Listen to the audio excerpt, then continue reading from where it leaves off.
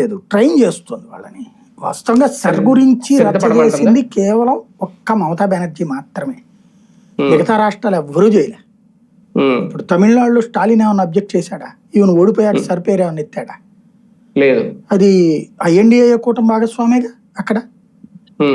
మరి ఆ లెక్కనైతే సర్ ప్రకారం మన శత్రువులు ఓట్లు తీసి మన ఓట్లు వేసుకోవాలంటే ఏఐడిఎంకే కూటమి గెలవాలి, కానీ విజయ్ ఎట్ట గెలిచాడు అక్కడ? వీళ్ళు చెప్పిన రాజకీయ నిజమైతే. రెండోది కేరళ కమ్యూనిస్ట్ ప్రభుత్వం కదా, అక్కడ కమ్యూనిస్టులు పోతే కాంగ్రెస్ వచ్చింది కానీ బీజేపీ రాలేదు కదా అక్కడేమి.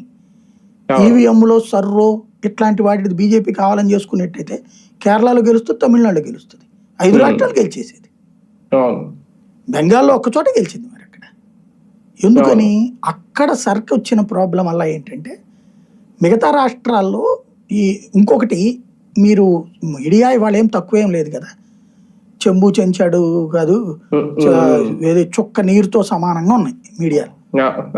విపరీతమైన టీవీ ఛానళ్ళు ఉన్నాయి, విపరీతమైన పత్రికలు ఉన్నాయి, విపరీతమైన డిజిటల్ మీడియా ప్లాట్ఫారాలు వచ్చేసినాయి. ఎవరైనా సరే నా ఓటు పోయింది, నేను పోలింగ్ బూత్ దగ్గరకు వస్తే నా ఓటు లేదు అన్నది మనం ఇంతవరకు కవర్ చేసాం మీడియాలో, గుర్తుంది కదా. దొంగ ఓట్లు అనేది పోలింగ్ బూత్ దగ్గరకు వస్తే ఓటు ఉండేది కాదు ఇంతవరకు. రిగ్గింగులు చూసాం మనం, బూత్ క్యాప్చరింగ్లు చూసాం మనం. ఆ బూత్ దగ్గరికి పోనీయట్లేదని చెప్పి పొడుచుకోవడాలు, చంపు